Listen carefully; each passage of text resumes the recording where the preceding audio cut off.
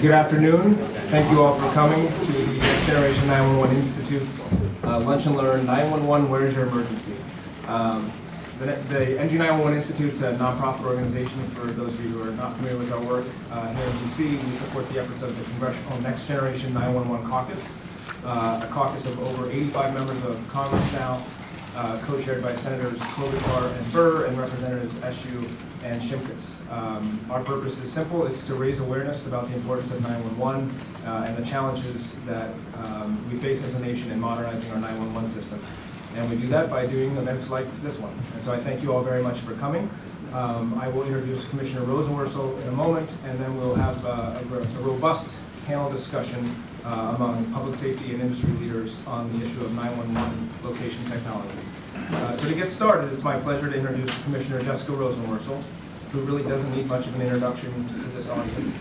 Commissioner Rosenworcel returned as a commissioner to the FCC in August of 2017 after being nominated by the President and unanimously confirmed by the Senate. Previously, Commissioner Rosenworcel served as an FCC commissioner for 5 years, following her nomination by President Obama and a unanimous Senate confirmation. And prior to joining the agency, she served as Senior Communications Counsel for the Senate Commerce Committee, which she certainly knows her way around here, and also as a legal advisor to former FCC Commissioner Michael Copps. But more important than her official bio is the fact that throughout her FCC and congressional career, she has always answered the call for public safety and stands as one of the nation's staunchest proponents of bringing robust capabilities of today's digital technologies to public safety communications. This is particularly true when it comes to modernizing the nation's 911 system. Not only has she shown up for public safety at the FCC and in the halls of Congress, she's also shown up in states and cities around the country in her dozens of visits to local 911 centers. So it's my pleasure to introduce Commissioner Jessica Rosenworcel.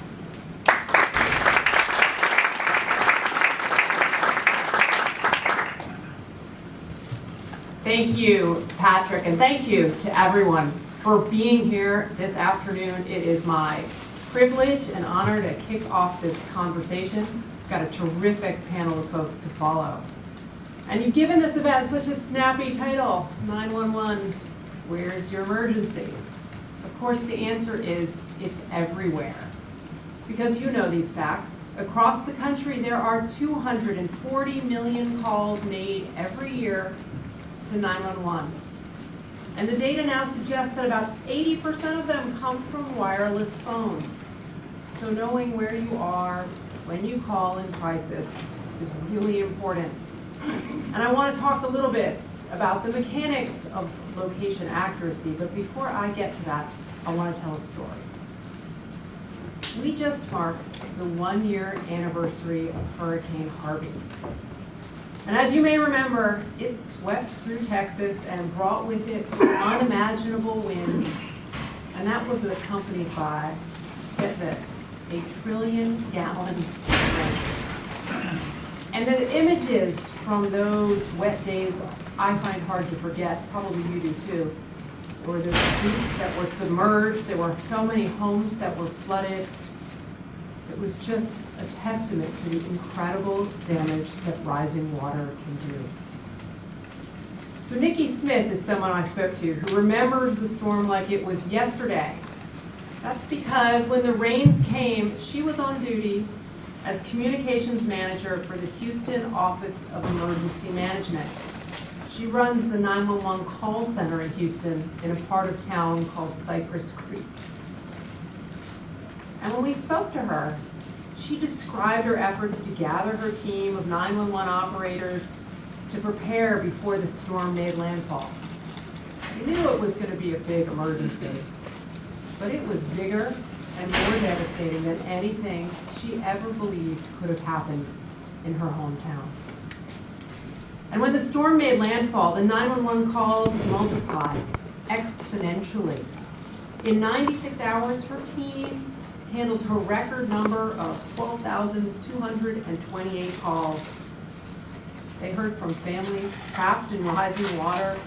They heard from relatives worried about their kin who were desperately in need of health care, including a grandfather seeking help for his grandson with special needs. They answered the line when calls came in about impassable roads from individuals stuck in their cars and worried about their safety. And they did what 911 operators do. They organized assistance from police, fire, and emergency medical personnel. They worked to help anyone who was in harm's way, wherever they were. The calls were overwhelming, and across Houston, there are people who died after calling 911 because first responders were unable to locate them in time. And as Nikki describes it, it was more than the sheer volume, it was that every call was a cry for help from her own community. People dial 911 on the worst days of their lives, and here they were calling in droves. She watched her colleagues take every call with this steely calm, but she also saw them pause between conversations and wipe tears from their eyes. There's a quiet heroism in the work of people like Nikki and her colleagues, and it's present in the work of so many 911 operators across the country every day. Their expertise at managing calls and navigating the dispatch of first responders and coordinating assistance helps keep us safe and save lives. Now, unfortunately, Washington does not always treat 911 operators with the respect they deserve. The Office of Management and Budget's responsible for this program that's known as the Standard Occupational Classification, which is an occupational data set that is widely used by state and federal authorities across the country. And it classifies 911 operators as clerical workers. This is outdated and it needs to be fixed. Because 911 operators are first responders. When the unthinkable occurs, they are our first contact with public safety. Before a police radio crackles, a fire engine roars, or an ambulance races, there is a 911 professional who takes in a call and sets emergency response in motion. They deserve to be classified, like their public safety peers, as protective service professionals.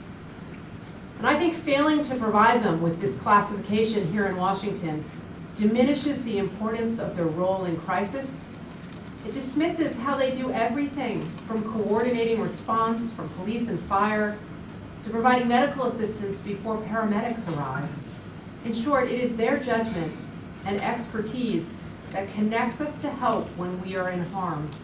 It's time to fix this problem and give 911 professionals the dignity of the public classification they deserve. It's also time to recognize that people like Nikki can do their job better when every call comes with accurate location information. You heard me mention at the start that about 80% of calls now come from wireless phones. And let's be honest, this is not the kind of calling our 911 systems were initially built to handle. They were built for that clunky wired device, you know, the one that had a cord and a jack in the wall. But times have changed, and how we reach out in danger is changing too, and our 911 system has adjusted. It now accommodates wireless calling, voice over internet protocol calling, and in many locations, texting. But all this change in how we reach out in crisis has consequences, because these new ways of making a call do not provide the same level of location information for the 911 operator taking that call. And that's a problem. We need to do something about it. There are, of course, a lot of efforts underway. In fact, there are so many of them, it can be hard to track.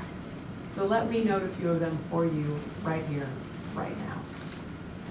In 2015, the FCC updated its rules to improve indoor wireless location accuracy. And in the intervening years, we've seen progress. A test bed has been established, a database is in place, and carriers now file progress reports about the percentage of calls that feature dispatchable location or its equivalent in XY coordinates. This effort's ongoing. And to this end, let's note that today the 4 largest wireless carriers announced that they're rolling out device-based hybrid location technology, which marks another step in the road to making sure that 911 operators will know a caller's location. Also last year, the FCC kicked off a proceeding to look into the 911 problems with enterprise communication systems, for the type of phone systems you might encounter if you are calling from an office, park, or hotel. And earlier this year, the agency launched an inquiry into how 911 calls from wireless phones are sometimes misrouted to the wrong public safety answering point. Now where we are, Capitol Hill has also put pressure on this effort, and rightfully so. In the Ray Baums Act, which was part of appropriations legislation this year, Congress tasked the FCC with holding a proceeding that takes a look at how we can ensure that dispatchable location is conveyed with every 911 call, regardless of the platform used. And later this month, at our September meeting, the FCC will begin this effort. That's good news. But there's also a lot going on. And in the end, I think there's only one thing that matters. And that one thing is simple, actually. It's when you call Nikki Smith or the tens of thousands of 911 call operators like her, they have the location information they need to send help. And when the FCC completes its work pursuant to the Ray Baums Act, it is unacceptable if it fails to include a date certain by which 911 callers across the country can expect that whenever, wherever, and however they call for help, first responders can find them. Thank you.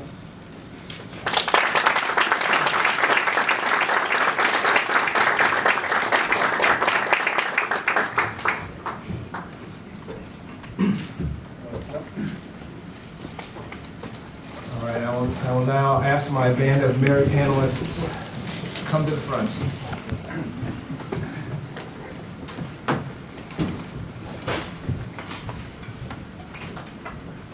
So before I introduce the panel, just a couple of things, and Commissioner Rosenworcel touched on many of these points, but I think just to provide a little bit of background, it might be helpful to set the stage for this conversation. So as many of you know, this was this 50th anniversary of 911 is this year. And that first call in 1968 was, of course, just the voice on the other end of a line. It didn't have any information besides the voice. Over time, we updated the system to be capable of providing location, called the Enhanced 911. And then over time, we've sort of continually updated the system to the best of our ability as technology advanced to deal with wireless 911 calls, voice over IP. We're now doing text to 911, and other capabilities are certainly on the horizon as we look to next generation 911.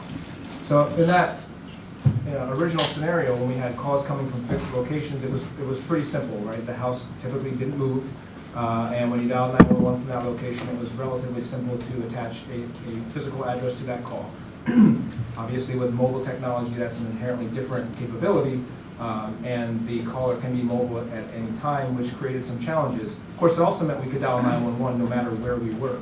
So while there are some inherent challenges that we've had to deal with over the years with wireless 911 calls, fundamentally they did create the ability to have that security of being able to access 911 wherever you are. So Commissioner Rosenworcel talked about some statistics. Of the 240 million calls, she said roughly 80% are wireless. And that's largely because that's just how people communicate now. So I looked at the stats this morning, and the most recent statistics say that 54% of homes have only wireless phones. And for the age demographic between 25 and 34, it's actually 70% of homes only have wireless phones. It's really a matter of time before almost everybody's only using a wireless phone everywhere, whether they're at work or at home. And even in the homes that do have a wireline phone, actually just out of curiosity, show of hands, who in the room has a wireline phone in their home? So about a third. And I would venture to guess that you're like me, even though you have it, you don't use it. And 99% of the calls you make are still on your wireless phone, even though you have a landline. So even the stats for purposes of 911 are almost misleading in the sense that only half of households are wireless only, but pretty much all 911 calls, or the vast majority, are coming in from mobile. So this is an important issue, right? We have to make sure that we're doing everything we can to improve location accuracy for 911 calls. And the FCC has certainly been leading the charge on that, and so have the wireless industry and the companies that support them in 911 location technology. And so that's what we're going to talk about today. So I'm pleased to be joined by this robust panel, as I said. Let me get the screen back up so we can actually see who it is. There we go. So, Reinhard Eckel is Vice President of Product and Public Safety at Rapid SOS. Matt Gerst is Assistant Vice President, Regulatory Affairs at CTIA. Renee Gordon is the Director of the Alexandria, Virginia Department of Emergency Communications. Doug Hesser, Director at Comtech. Jeff Wittick, Principal Consultant Strategy at Motorola Solutions, Inc. Joe Marks, Assistant Vice President at AT&T. Eddie Reyes is the Director of the Prince William County, Virginia Office of Public Safety Communications. John Stapp is Vice President of Technology Safety Services at West Safety Services, and Fred White is the co-founder and CEO of Blazer. So it's a robust panel. We've got expertise from the carriers, we've got expertise from location technology providers, we certainly have experts from the public safety community. So let's start the discussion. I have visited a lot of 911 centers, and I hear from 911 center directors all the time that the most important element of successfully responding to a call is knowing where the 911 caller is located. I unfortunately had to dial 911 about 2 weeks ago, and that was the first thing they asked me. And then they asked me again after I had told them to make sure that what I said was correct. Sort of reiterating the importance of knowing exactly where to send that help to. So with 80% of 911 calls coming from wireless, it obviously makes this an important issue. So Renee, Eddie, what percentage of the calls are you guys seeing from wireless in your centers? What's your overall experience dealing with wireless 911 callers? What are the challenges, and are you seeing improvements? The city of Alexandria has about 86% of wireless callers. This makes it very difficult when those calls that come in hit cell towers and we're trying to locate a person. Make sure I got all your questions here. So we're averaging 80%, and we've recently seen, our Smart 911 that we have also has introduced Rapid SOS to us, which makes our location accuracy a lot better than it had been in the past. Of course, we still have a long ways to go, but it's getting much better. And for us, Patrick, in Prince William County, we're about the same place. About 85% of our calls are wireless. And interestingly enough, of the third that raised their hands that said that they had landline phones still, I would subscribe that those are probably IP-based telephony systems that are coming off of their internet router, that when the power goes out and your internet goes out, you have no landline. So what do? You go back to your cell phone. And so the number's even smaller of the landline users, just for our experience in Prince William. So 85% of our wireless calls to 911 are from a smartphone device. The technology, while it's getting better, it's still not obviously where it needs to be. That's the whole reason why we're here. Just this week, I was sharing with the panel members earlier, we were looking for a female that had dialed 911, was in desperate need of mental health assistance because she wanted to end her life. All we got in an open field was just a cell tower location. As the officers were converging on that area, they found her walking down the middle of the road with a piece of rope in her hand. But that was pure luck. It's not like they knew that's where she was at. They were going toward the location of the cell tower, and lo and behold, there she is walking down the middle of the road, with a piece of rope. So while it's getting better, it's absolutely still not where it needs to be, and that's the whole reason why we're here, to bring very desperate attention to this critical issue that I know keeps Renee up and I at night all the time. So you talked about cell sector. So the FCC's rules for wireless 911, they have what they call phase 1 and phase 2. So phase 1 requires, and these go back many years now and they've been updated and enhanced along the way, but phase 1 requires the carrier to deliver essentially the cell sector, which cell tower the call is coming from.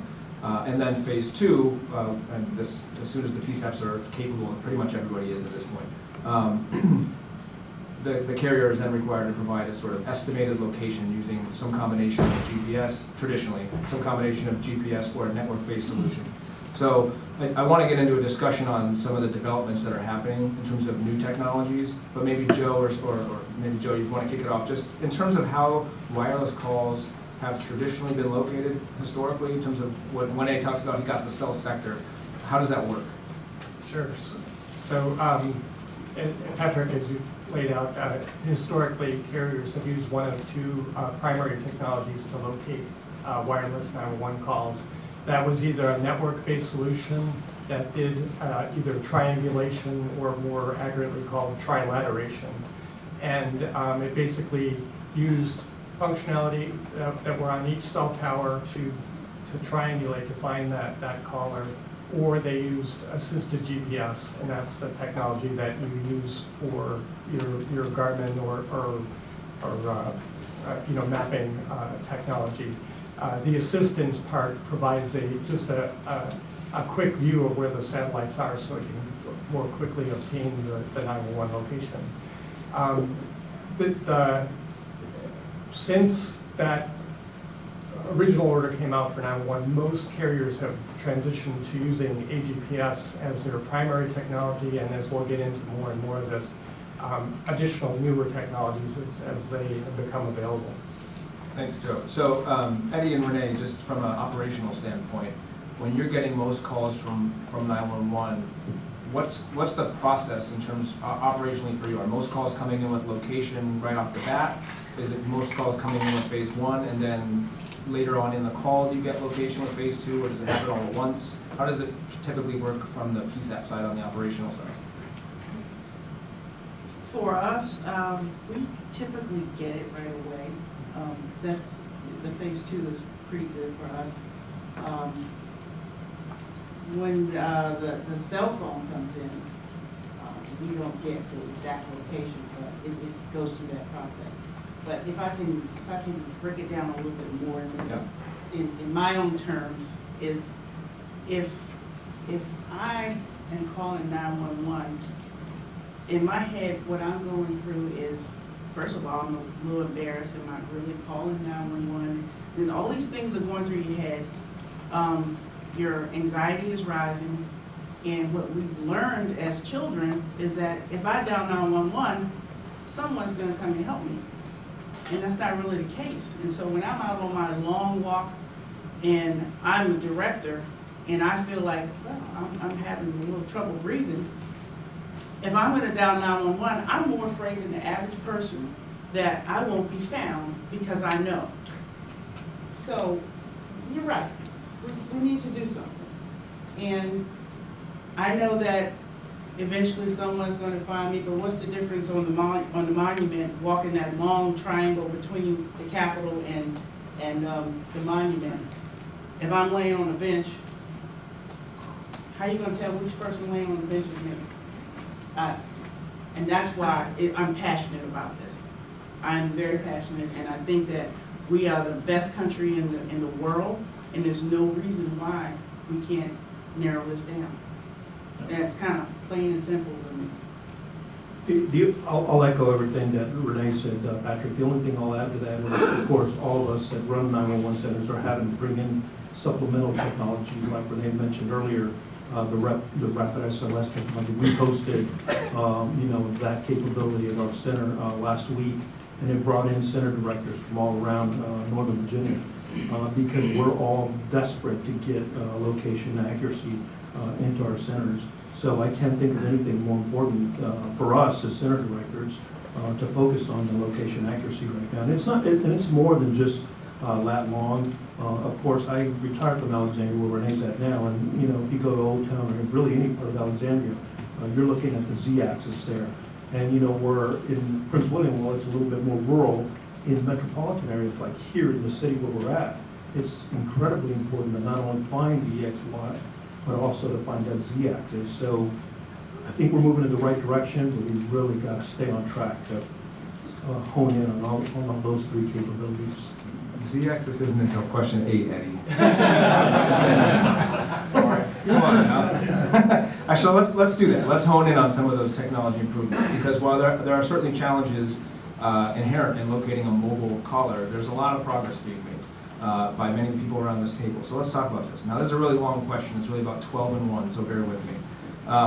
What are some of the improvements that we're seeing? There's been a lot of talk about device-based hybrid location solutions.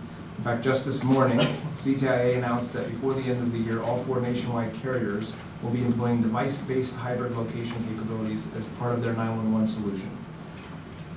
And a few months back, Apple and RapidSOS recently announced a new device-based solution that will be rolled out later this year, providing supplemental location information with 911 calls. So how do these device-based hybrid solutions work? What are the advantages, potential disadvantages of the different approaches to 911 location? Matt, maybe you want to start off by describing the announcement this morning, and then Reinhard, maybe you want to talk a little about the Apple RapidSOS announcement, the supplemental location, and then I'd just love to get everybody's perspectives on all of this with the new device-based hybrid and how that's working. Sure. So thank you to the NG 911 Institute for having CTIA and me here today. 911 has really gotten even more important than it was when it first started 50 years ago. And CTIA's role for the last couple of years has been to help manage the test bed that Commissioner Rosenworcel mentioned earlier, as well as the National Emergency Address Database. And, I think answering the questions that you're teeing up requires a little bit of taking a step back and talking about the complexity of the system of 911 that we have. We have over 6,000 different 911 call centers across the country, all with different technologies and resources and capabilities, operating on serving more than 300 million different wireless handsets with their own different location capabilities and settings, everything from a smartphone to a flip phone. And then you add on in the over 200 million wireless 911, or 200 million calls to 911, most of which are wireless that are coming into the 911 center. And it's a complex, system, and it's complex for the call takers. But for more than 20 years, we feel like the wireless industry has been doing its part to try to continue to enhance the technology. We first designed, as Joe talked about, or implemented GPS-based technologies to locate 911 calls outdoors, and we still do a pretty good job, we think, of locating folks outdoors. But with most people, as Patrick said, going to a wireless-only device, we've hit an inflection point. More calls are coming from indoor areas than ever before, and that challenges the GPS-based technologies that we've been using. And to add to all that, we've been using these incredible commercial location solutions to get a ride or get food delivered right to our door. But all that's really reset our expectations. And I think you know most of this, so let me tell you a few things that you may not. The FCC adopted this order in an order back in 2015 that really sort of reset the landscape on wireless 911 location. And we're on track, the wireless carriers, that is the nationwide wireless carriers, are on track to meet all their commitments and obligations under that order since 2015. CTIA has stood up a test bed. We're helping providers baseline their solutions against the FCC's new 50-meter benchmark, trying to locate a latitude longitude within 50 meters. And we've from vendors and evaluated other technologies we talked about, like Z-Access. We just actually put in a report to the FCC a couple weeks ago. But one of the solutions that we found in our test bed that really is a game changer is device-based hybrid solutions. These use Wi-Fi and combine Wi-Fi-based positioning technologies, just like all the commercial location technologies you use for other services, with GPS information. And we've demonstrated in our test bed that this is a high accuracy, low latency performing solution, which means that it gets really good location information really quickly. And today, we've marked progress on the effort on the 2015 order. Today we announced that the nationwide wireless carriers will integrate these device-based hybrid solutions as part of their suite of 911 location solutions by the end of this year. Some carriers actually have already adopted these solutions and have been actually delivering that type of location information to PSAPs for a few years now. Others are working very quickly to integrate them into their networks. But device-based hybrid offered by the nationwide carriers gets you nationwide coverage because it's available throughout their 911 calling capabilities. It enables widespread consumer use because it's going to be on the two major operating system platforms of Android and iOS. And it doesn't require the PSAPs to do anything different than they're already doing today to receive the information. And so this is progress. This is good. But we're also seeing some really exciting announcements coming from other parts of the industry. We've seen some high-profile announcements from RapidSOS and Apple and Google as well, and that's good. That's all from our perspective, we believe innovation in this space is very positive. That's where we want to see the overall our 911 capabilities move towards, and the nationwide wireless providers are moving there as well. So these announcements, I think, demonstrate that the FCC, the wireless industry, our partners at APCO and NENA, we're all on the right track. 4 years ago, when we were considering how can we improve location accuracy to take advantage of the commercial location solutions that we've all been saying, look how great these things are. And now we're getting there. We're not totally there yet, but we are making significant progress on that. So Reinhard, talk a little bit about what is device-based hybrid, and then talk a little bit about what you're doing with Apple, and then I'd love to get the rest of the panel's perspectives from the different vantage points where you guys sit. Sure. So device-based hybrid is an umbrella term that stands for location that's being calculated on the device itself instead of in the network, and that uses a fusion or hybridization of different sensors or sources. So instead of just using GPS, or instead of just using Wi-Fi, or instead of just using network-based mechanisms, device-based hybrid or fused location, as some other companies call it, really stands for a solution that dynamically uses different sensors and merges them together to get to the most accurate location in a very fast and reliable way, regardless of whether it's indoors and outdoors. And those solutions were developed by the device operating system providers, first and foremost. Google and Apple have really made great improvements there over the last few years. And it makes me really happy that we're sitting on this panel here today and that we're hearing all these great improvements and that wireless carriers are committing to implementing it in the context of E911. That's great progress. And I think it really is a sign that 911 is improving and that innovation is coming to the industry, that we're all sitting here and agreeing that this is a great technology that we need to deploy. So we're really happy about the announcement, Matt. Good big step for the industry. So now the only question that's left is, now that we've established we have to use device-based hybrid, there's different approaches on how to do it. There's different technologies and different pathways on how we can get that location from the device into the 911 public safety answering point where the call taker answers the phone. And we need to look at all approaches, and we need to look at the pros and cons of each approach, and we need to be able to give public safety answering points the ability to choose their own path and deploy the solutions that's best for their center, for their constituents. And what Apple has announced back in June is that Apple partners or teams up with RapidSOS, which is the company I represent, to deliver the device-based hybrid location using a next generation 911 approach, which means instead of trying to fuse the location into the existing E911 process, which constitutes of databases that were originally built for landlines and that have this phase 1, phase 2 approach where sometimes the call takers need to ask for the location instead of getting it automatically. The approach that Apple and RapidSOS have taken is to say there will be improvements made by the wireless carriers, and today it's been proven that there are improvements, but there's got to be a way to get it out there faster and in a more modern and reliable fashion. So what Apple has announced is not a replacement for the existing system. It doesn't impede or interfere with it in any way. It just provides an additional mechanism for supplemental location to reach the public safety answering point. And because it's using next generation 911 mechanisms, it's very fast, it's very robust, it's very secure. So it's an additional mechanism, not trying to compete with what's already in place, just trying to give public safety answering points another option. Because really, the public safety answering points I talk to on a regular basis, they want this now. They want it yesterday, in fact. And Apple has done a lot of great work, and so has Google. And we just have to find a way to make this available to PSAPs in a way that can be rolled out quickly and in a way that is reliable and fast, because the speed of the delivery matters as well.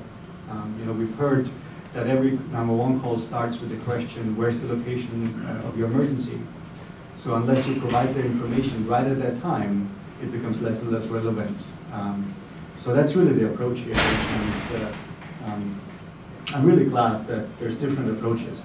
There's not one that addresses all the issues, but if we all work towards the same objective, if we all put our best foot forward, then public safety will get better.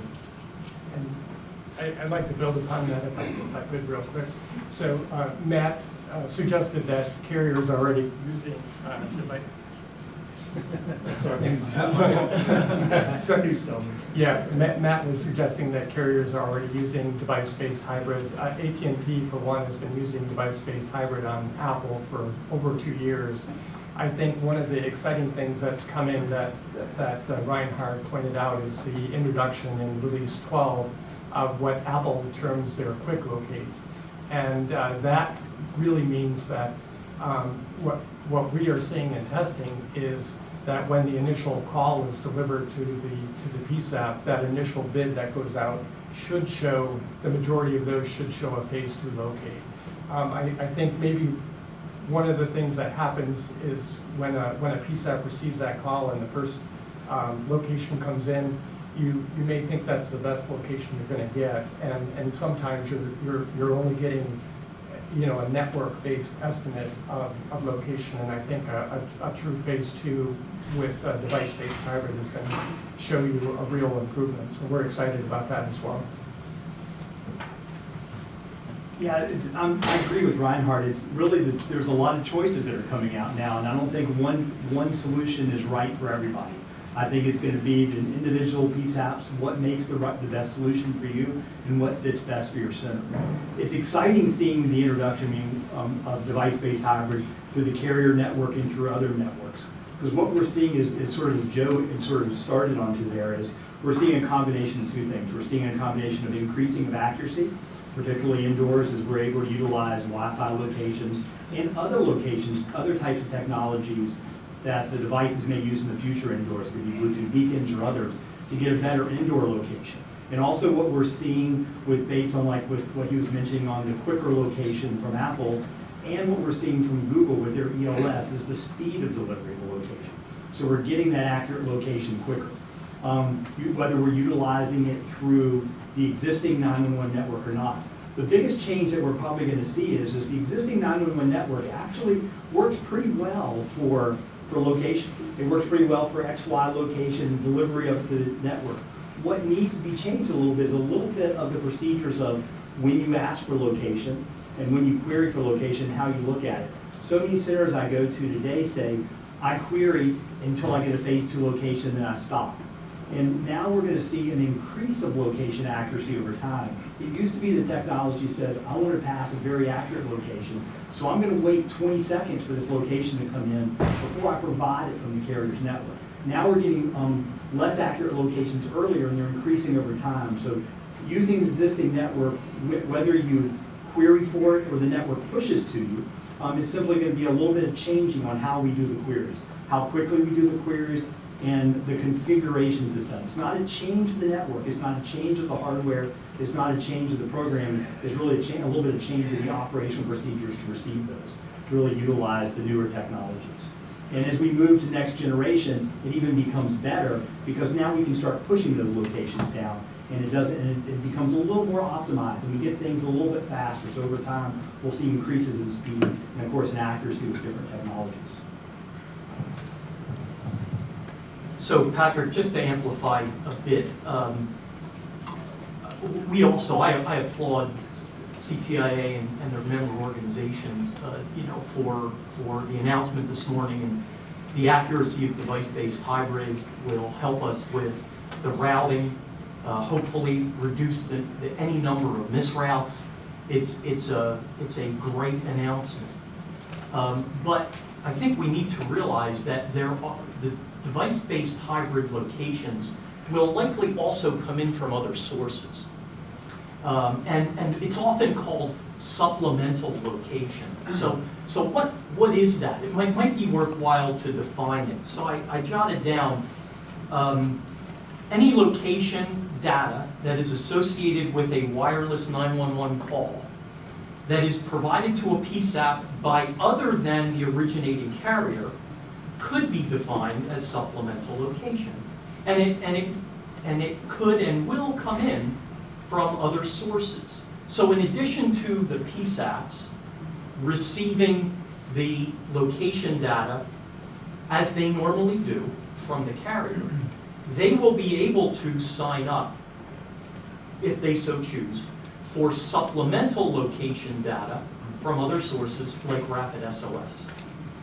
At our company, Motorola Solutions, one of the things that we do is we do the call receipt. So what we've been working on is, okay, now we have location data coming from multiple places. How do we marry it up so that the telecommunicators, the 911 administrators can present that in such a way so as to make it immediately actionable? Because now we're going to be getting location data from multiple sources. And not only marry it up to make it immediately actionable, but then be able to pass it to different subsystems that can make use of it. So the call handling subsystem, the computer-aided dispatch subsystem. Because again, our job is not only to provide the best location, but provide it in a way that is immediately actionable and therefore doesn't slow down the call taker. So I think that's something we need to think about as well. Great. Doug, did you want to jump in? Yeah, good. Matt mentioned earlier the complexities of the carrier network. Yeah, I wanted to emphasize that and then maybe just piggyback on what Jeff and John and the others were saying. Realize that there are hundreds of thousands of cell sites out there today. Each of those has 3, 6, 9, 12 sectors on them. So that's hundreds of thousands of cell sectors today that each have to point to a PSAP. And they do that fairly accurately. Their transfers actually take place, but the one thing that's good about existing technology today is that it's fast and it goes to a PSAP 98% of the time. Sometimes you can't route a call, it may get sent to a call center to take that call. The one thing that's also nice about today's technology and infrastructure is that the PSAPs get one location from the carrier. Ally provides a location. There's no thinking from a call handler's perspective of what do I do if there's 2 locations displayed on a screen. So one thing I believe that is important is that when we introduce device-based hybrid, and I think it's very valuable to public safety to have device-based hybrid, is that we try to combine, aggregate, provide one view to a call handler. If a call handler sees 2 locations on the screen, I'd love to hear from Renee and Eddie, what is the protocol? How do they handle that in a real life 911 call? Because that's a reality that's taking place today with over-the-top or supplemental location, is the fact that there could be 2 highly, quote-unquote, highly accurate locations on an app that are separate from each other. There's no correlation between the location. So first, I wanted to say thank you to everyone because I'm pretty tough sometimes on you. But you have stayed true to trying to make this happen. If this were 20 years ago, I'd be asking you for a miracle. and we're getting much closer, and there's a lot of hard work. We have some history here, and I'm very happy to be sitting next to him right now. So the one thing I wanted to bring to is the part from the PSAP and how that it affects us. Because when we lose a person because we couldn't find them, it affects the whole center. It just takes us out of here. And we're having problems keeping people. And Eddie and I were talking about that now. So this is so important to us in making sure that we have people that want to do this job. And that's a big part of it, is making sure that we can find people and help them. Because people don't do this just because they're looking for a job. They do this because they're passionate about it, and that's what they want to do. They want to help people. And so we have to help them help people. So for us at our center, fortunately, we only get one location. We have a process called rebid, where the call taker it's kind of like revalidating the address, if you will, and it just basically sends out a signal back to the device to kind of get a much better location. So that's what we do through rebid, and our capabilities really only brings down one location. But there's a big part that's missing here beyond the technology part, and that's the human error part. You know, because of smartphones, we have now, the unintended consequence of having a smartphone is that we no longer pay attention to where we're at. When we're going from point A to point B, the old way was you have to memorize at the third light, you turn right, I'm now on Main Street, then turn left on B Street. Now it's your GPS telling you, and when you have that emergency, you have no idea where you're at. So while the majority of the time we're not losing the caller, we got the caller on the line, they don't know where they're at. So even when they're on the line live with us, and you're telling them, please give me some landmarks, I have no idea, because they've just been looking at that screen on their phone the whole route, and they have no idea where they're at. So it's much bigger than just the persons that can't talk because they just had a medical emergency or have a gun to their side. It's the people, the vast majority of our location issues are from people that simply do not know where they're at. So, Fred, I know you wanted to jump in, and then I want to go back to a question that Doug asked. Go ahead. Yeah, sure. So first I'll say something I think came up in a previous Next Gen 911 Institute meeting, and Reinhard kind of hinted at it in his answer just a second ago, which is I am absolutely thrilled to be sitting here today in an environment that is unlike what we might have been 2 years ago, where if someone had said device-based location for 911, there would have been a lot of cringing in the room. A lot of, oh my gosh, I don't know about that. That seems a little bit funky. Now here we are talking about how it's a given, and really only what remains is, well, how do we get it there? How do we get it to the responders, to the call taker responders and the responders in the field as efficiently and operationally actionable as possible? So, yay. I'll say one thing that I think is important, and we have always taken this approach at our company, that any solution for 911 needs to at least theoretically be ubiquitous, right? Has to work for everyone. And I think that's an important benchmark that we all bear in mind, that we don't ever want two classes of service of 911, meaning if I call in a certain city, I might get different performance than if I'm in another city. Or if I call from a certain kind of device, I may get certain performance that is better than if I call from some other kind of device. And so, we're absolutely thrilled to see the step forward, and we certainly don't want to let perfect be the enemy of the good, right? We want to see improvements, but we also want to make sure that at least in the back of our minds, we're always thinking about making sure that a solution has the possibility to work for everyone. Just to put one little note on, there have been a lot of stats and numbers and 80% and all of that. One thing we have to remember, even as we're getting really good results from device-based hybrid technologies and those things are now in play, don't forget there are still a lot of people in this country that don't call 911 from a smartphone, right? So we talked about landlines, and they're great, right? They work, right? So, but there's this other segment of mobile callers who unfortunately aren't going to be using an iPhone or an Android-powered phone. And so we need to also be looking at ways to think about those people, right? I know it's hard sometimes to worry about every potential edge case and getting the numbers lower and lower, but the reality is there's something like 20% of the mobile market is feature phones or non-smartphones.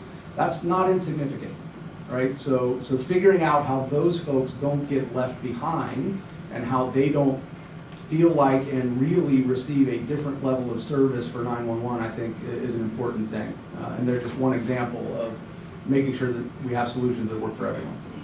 That's a really good point. I do want to go back to one of the questions that Doug asked, which is, and maybe it helps just to give an example of supplemental versus non-supplemental. So, and just to make it pragmatic in terms of how it actually works. So imagine you're dialing 911 today on a phone, you're dialing 911, it's going out over the carrier's network, it's hitting a cell tower, there's some AGPS, there's some network trilateration, I like that, that's even better than triangulation, Joe, going on, and they're estimating the location, right? Then using technology, I won't get into how it works, but it routes to the right PSAP, hopefully based on which cell tower it hits. We'll get into the call routing issue in a minute. At the same exact time, the device itself is producing a location through some combination of Wi-Fi access points and cell towers and GPS, and it is separately sending a location to somewhere. In the case of Rapid SOS, it's called their NG911 clearinghouse.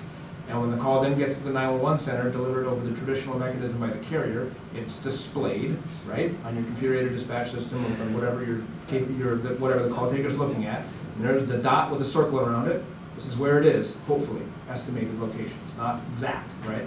Simultaneously, a separate location is coming in from a supplemental provider. I'll just use Rapid because Reinhard was talking about it earlier as an example. It displays a location, right, on the call taker's screen. So that is two separate locations, right? So Eddie and Renee, how are you guys handling that? And is that a good thing?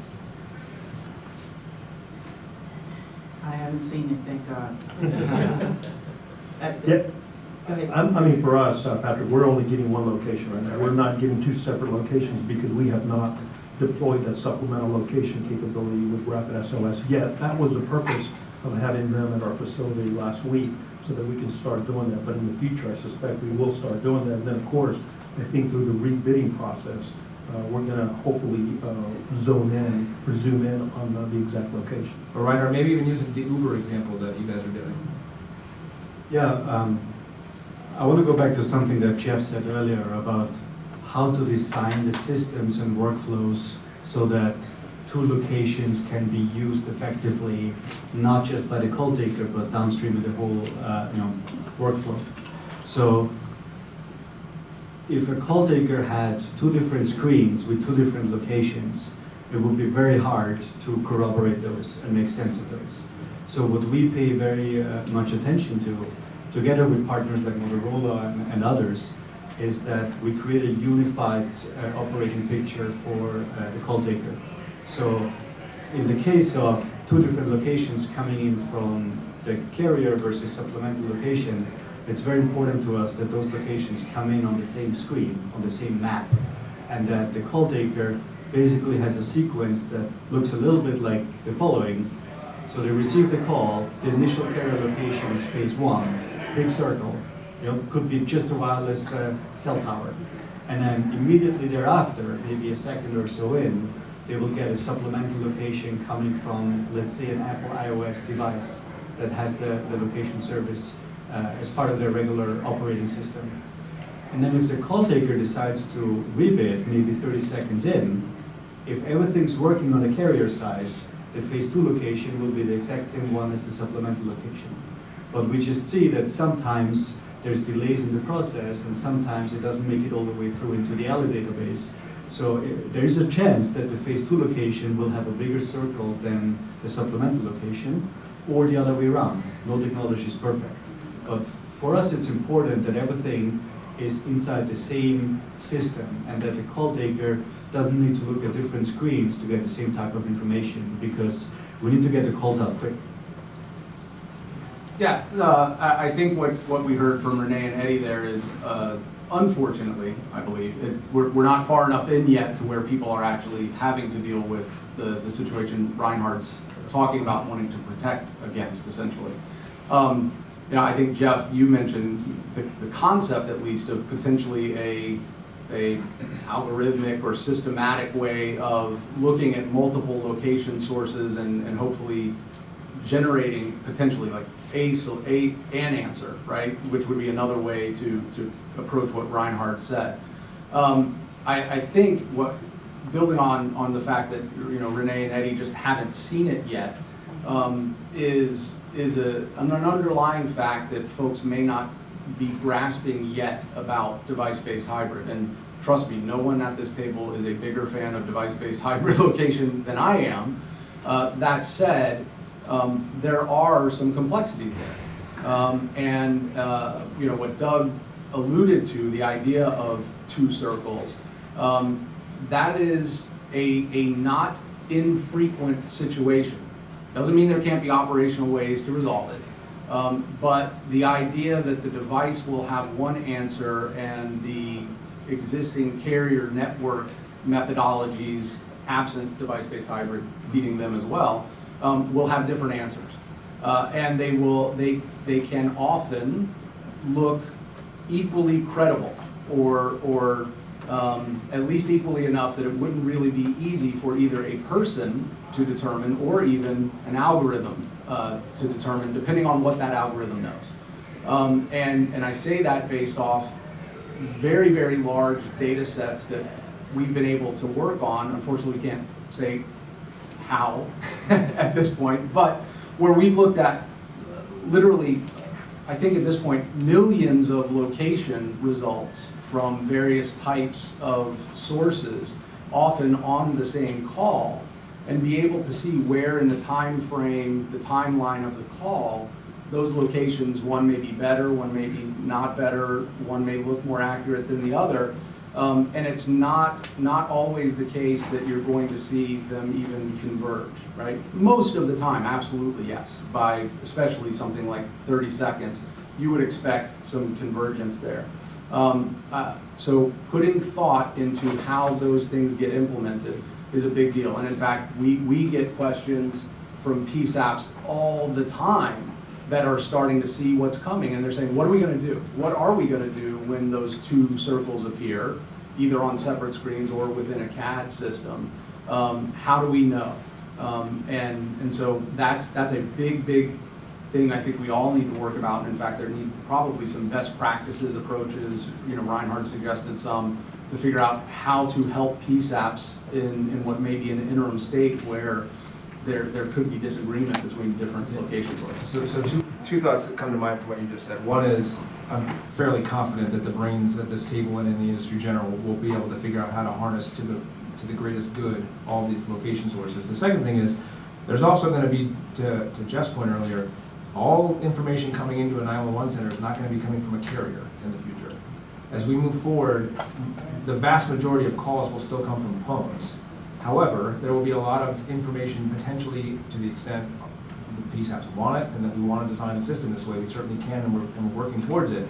But as we move towards an Internet of Things environment where we have sensors all over the place, where we have systems in our homes measuring heat and carbon dioxide levels and other things out in the community that maybe need to be sent into the PSAP without human intervention, it's not going to be a carrier necessarily that's sending that in. So you may be getting data with location from other sources as well coming into the PSAP. And again, it's why we have to figure out how to harness all that technology and then also try to put it in the most useful way possible for Eddie and Renee and the folks working inside the PSAP. So actually, let's switch gears for a second. Let's talk about Z-axis, which for those of you who don't do this every day, Z-axis essentially is not XY, which is latitude and longitude, where you are sort of horizontally, but Z-axis is vertically, where you are in a building. So actually, Matt, you mentioned a recent report from CTIA describing the results from two different companies that were part of your test bed, NextNav and Polaris.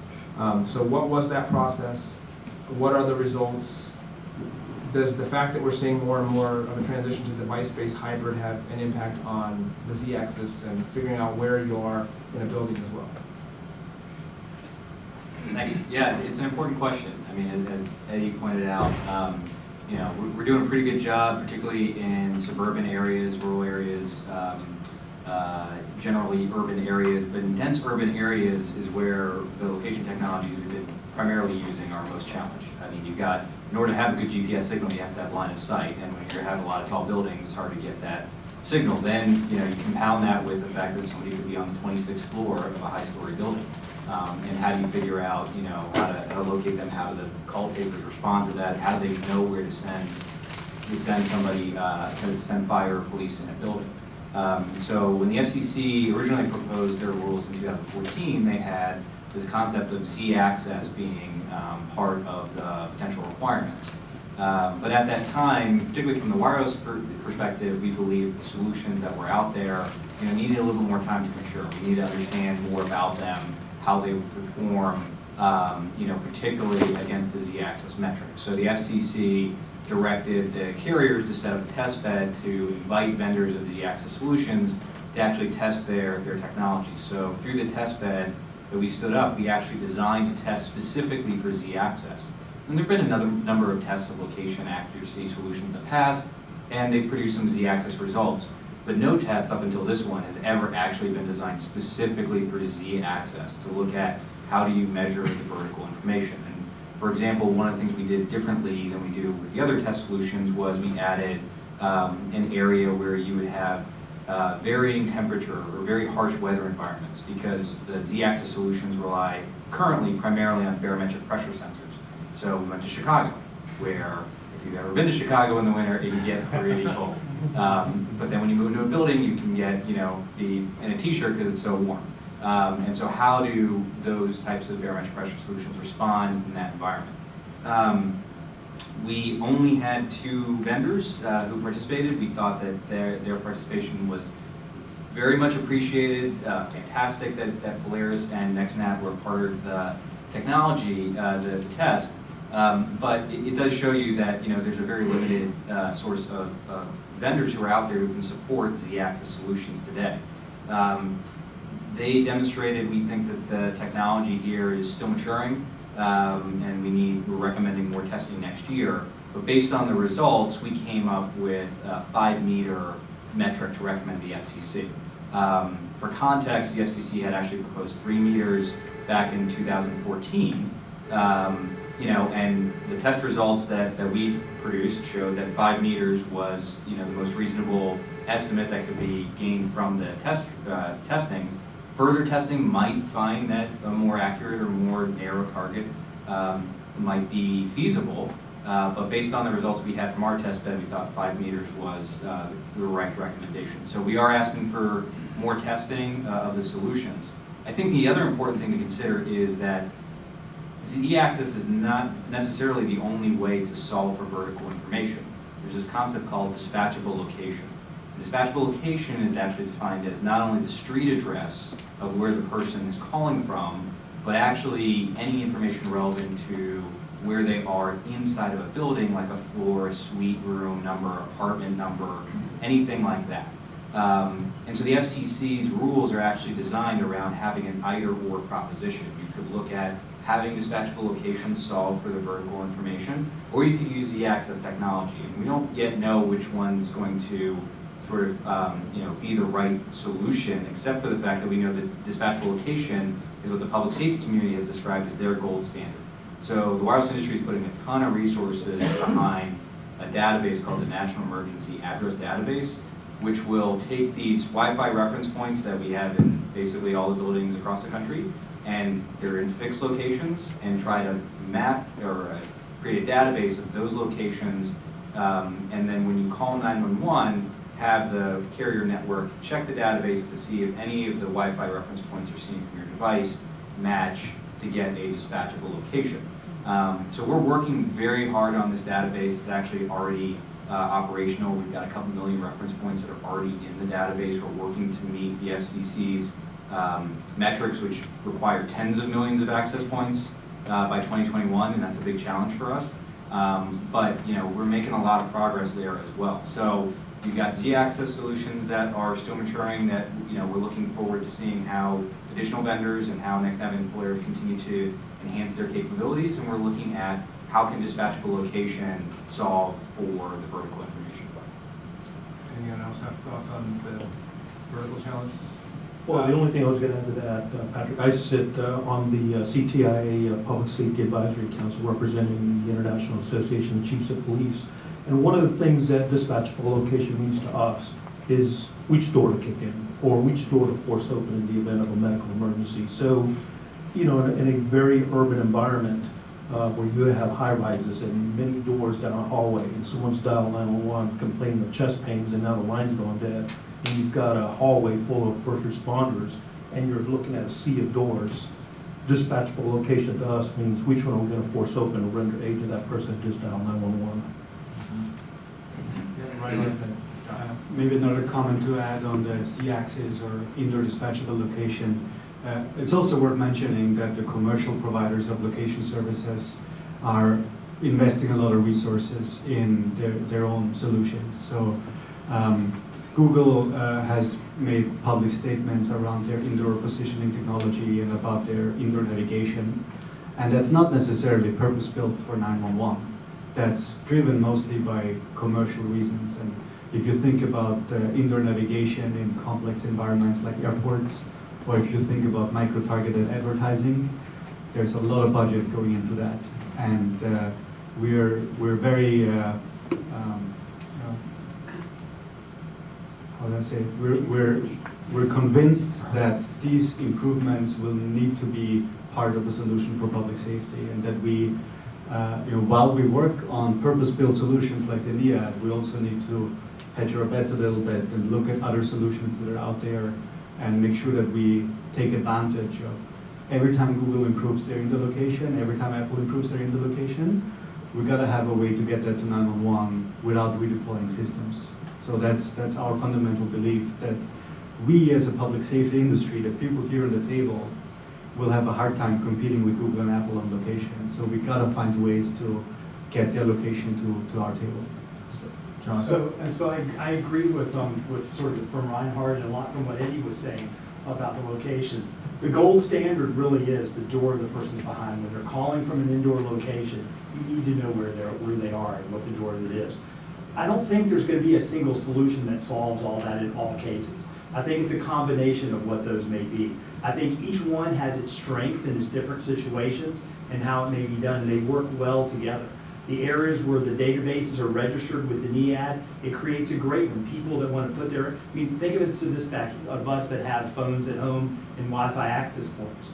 When you're at home, your phone's usually attached to your home Wi-Fi access point. That's where you are. Maybe you're in a high-rise apartment building that you're within, and there's many people around, but you're attached to your access point.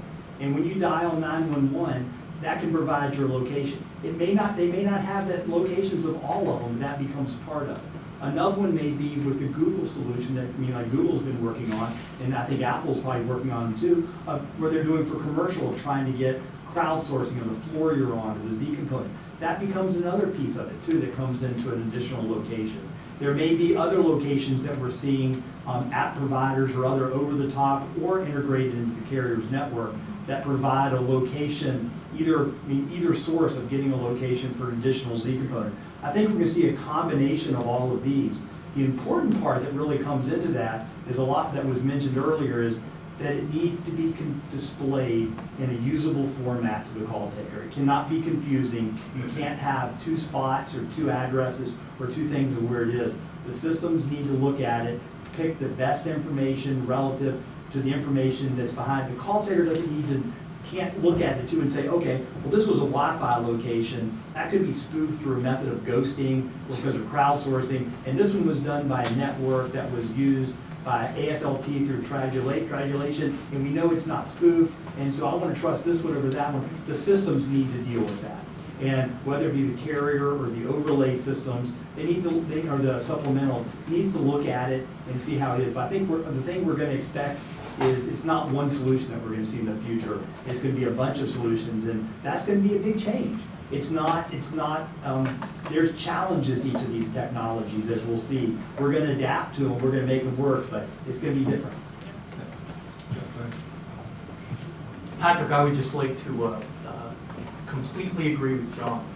From our perspective, there are going to be multiple sources of information. There's almost no question about it. No single system is perfect. And it's going to be incumbent upon us, all of us, to first deal with those multiple sources technologically, trying to harmonize them and come up with the most accurate location. But additionally, from an operational perspective, it's training. We're going to have to train our people to deal with those multiple sources of information. And I think really that's going to be our challenge. I think it's not going to be, often we hear about, network-based location versus device-based hybrid location versus Wi-Fi beacons versus something else. The fact of the matter is, and I really do believe it's fact, is that there are going to be different types of location determination that gets delivered to the PSAP through different sources. We're going to have to harmonize it, present it in an immediately actionable format, and train our people to deal with it. Yeah, so, go ahead, Joe. A lot of hands. Yeah, I just wanted to build upon that. I agree ultimately that has to happen, that you present it to the call taker in a way that they can use it.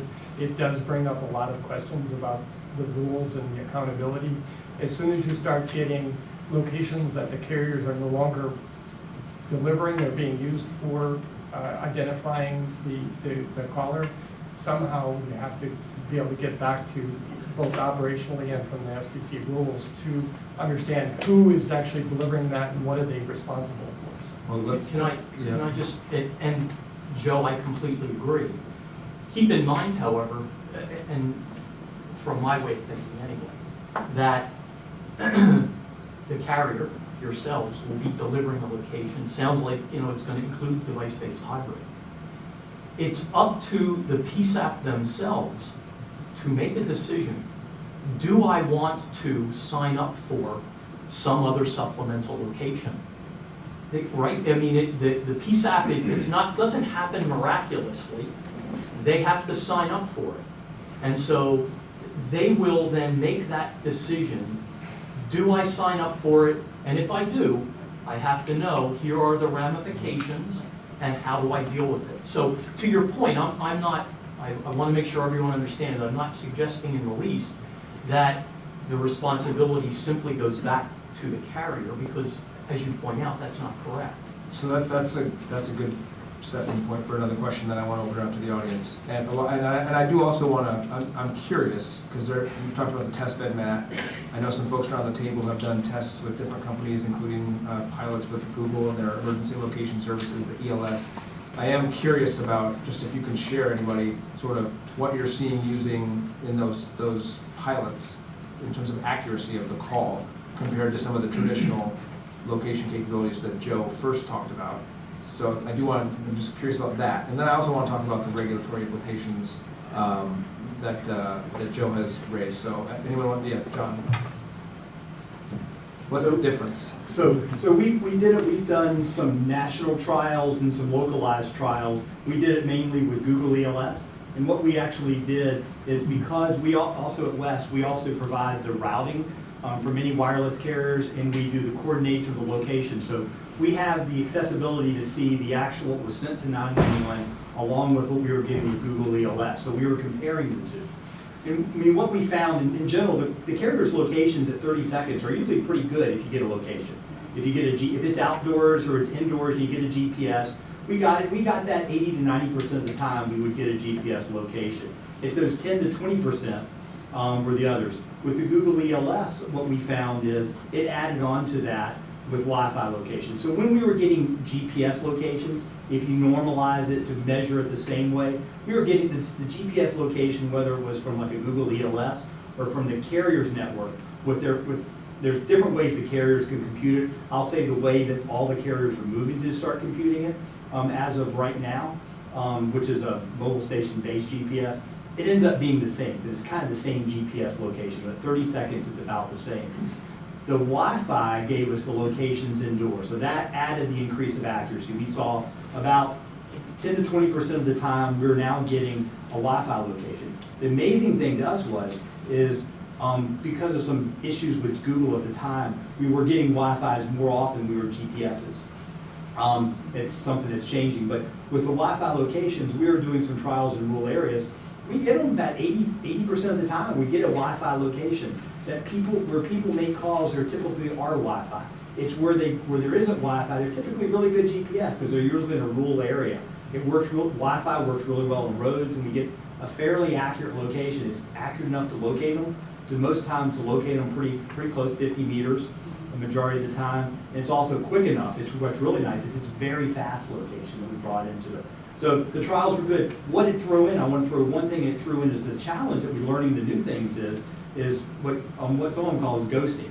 Because Wi-Fi is done through crowdsourcing, where your phone is out there, when you're doing maps and other things, it's picking up GPS, and it's picking up the Wi-Fi. It reports that back to Google and Apple, and they build a database. Well, that access point you see may move. And that's the issue with the two circles, what happens. And so you're trying to look at it. So it's seeing advantages that we are, but we're also seeing new issues that we've never dealt with before. So that's part of what we have to look at. What happens when, like, well, we saw one, and it was in Florida, where we got two locations. One from the carrier that said it was an uncertainty of 70 meters. And then we got, which showed it right in West Palm Beach. And then we got one from the Google, which said it had 50 meters of uncertainty, so a better location. We got them at the same time, because they were both fairly quick locations, but they were 90 miles apart from each other. And that's the situation that these are what the systems are gonna have to deal with. That operational, as we talk about, gonna have to deal with it. How, and I think that's what Doug was getting to. How will you deal with that? Those are operational procedures we're gonna have to put in place, deal with that. Because as sort of Reinhardt said, that situation, we got them at the same time. What happens if it comes quicker and you're getting a carrier location that shows one and the other one differently? And how will your telecommunicators deal with that, or how will the systems deal with that?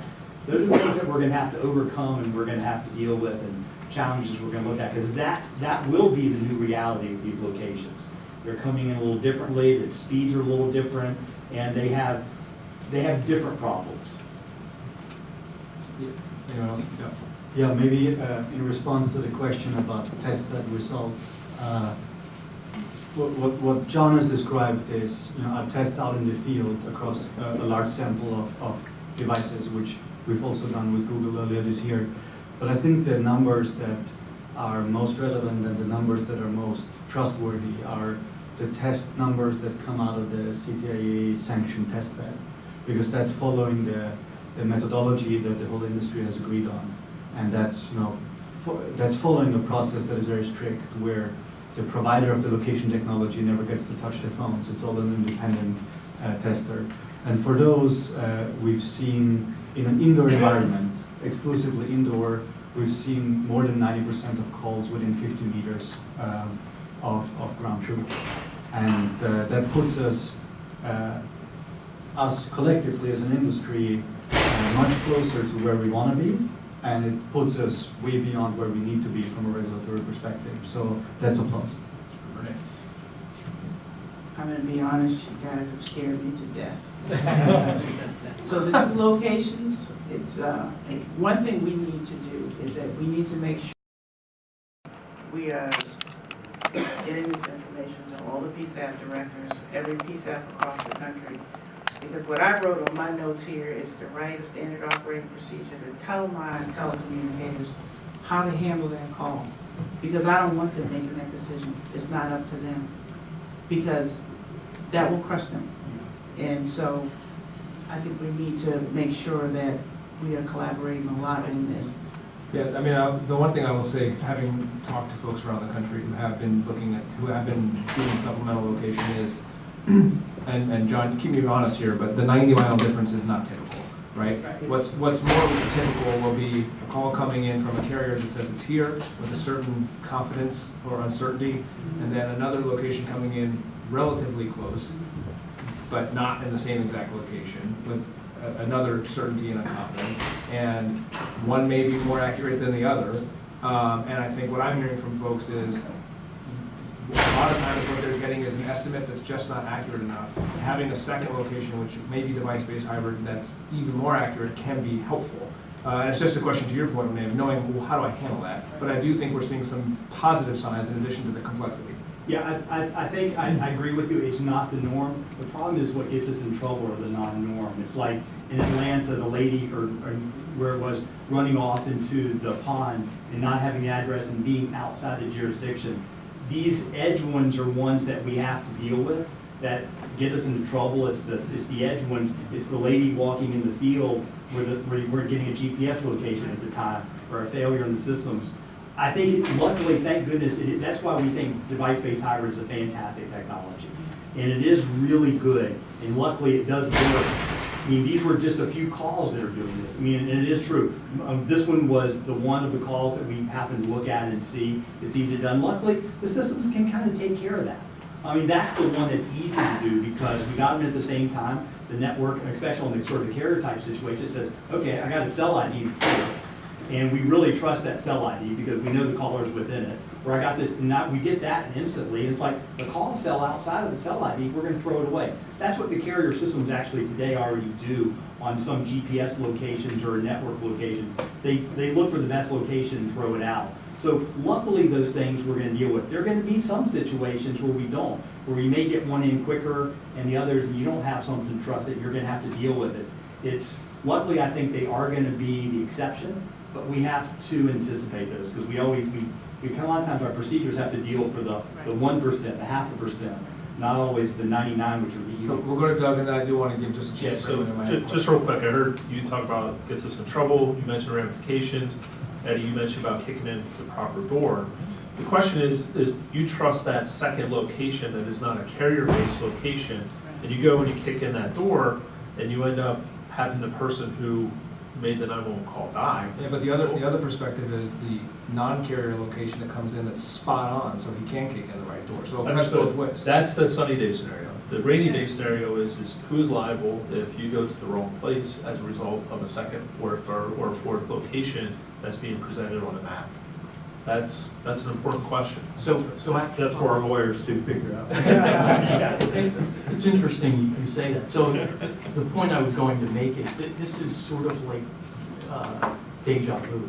And I know back in '94, when I was a PSAP director in Pennsylvania, I implemented mapping for the first time. And when we implemented the mapping, the question came up, well, what happens if the caller gives me a location and the map shows something else? This is the same thing. What we need to do is we need to train our people to write that SOP. But I think we shouldn't be afraid. We should remember that the technologies that we're now able to avail ourselves of are going to give us better location. They may differ at times in the edge case, most of the time likely not. When we do encounter an edge case, let's have a standard operating procedure that deals with it. Let's utilize our technologies and develop our technologies to also deal with the edge cases. As John just said, if it's way outside of the cell sector map, then maybe we throw it away. But again, that's something we would have to do in concert with the PSAPs themselves. Look, the last point, let's not be afraid. The technology is here for us. We can utilize the technology to our advantage to better public safety. It's just going to take some operational thought, some technological thought, and if we work together, again, I go back to that '94 when I implemented mapping for the first time. Hey, that was all new, and we had these same questions. What do I do if the plot on the map is not what the person gives us? We'll work through it. Well, luckily, we do have some pretty good liability laws in this country, too, when it comes to 911 and trying to do the right thing. So, Joe, last point, then questions. Yeah, Jeff, I just wanted to reiterate how I prefaced that. I agree with you. I think that the integration has to happen. I just was making the point, and it really wasn't all about liability or responsibility either. I said we need to figure out how to address it. It may come through operational procedures. But I was just highlighting it's an issue that we hadn't touched on. Absolutely, and Joe, to your point, it'll probably be multiple ways. It'll be through operational procedures, it'll be through technology.